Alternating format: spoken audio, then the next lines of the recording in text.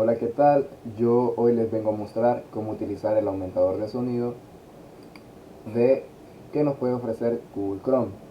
El primer paso es entrar a nuestro navegador y aquí vamos a buscar extensiones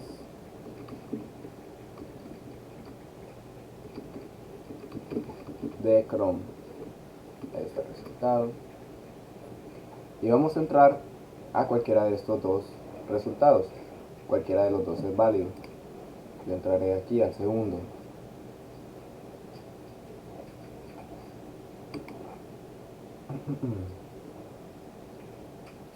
Estando ya adentro,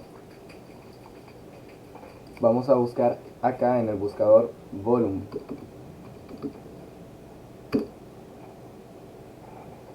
Y este es el programa en cuestión, Volume Master Controlador de Volumen.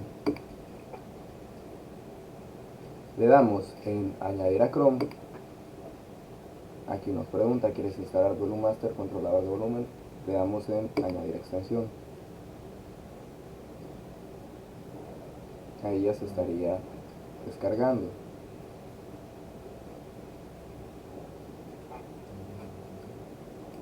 Y de esa manera ya prácticamente estaría instalado en nuestra PC. La función de este controlador de volumen es de que nos deja aumentar el volumen de nuestra PC hasta un 600%. Y para demostrarlo podríamos entrar acá a cualquier multimedia, por decirlo así, ya sea YouTube o lo que nosotros estemos reproduciendo en nuestra PC. Podríamos colocar lo que sea. Le pongo pausa por el copyright y acá está. En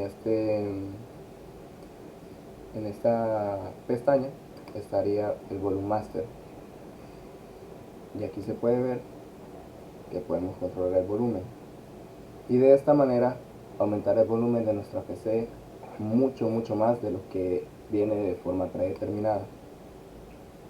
Y pues eso sería todo.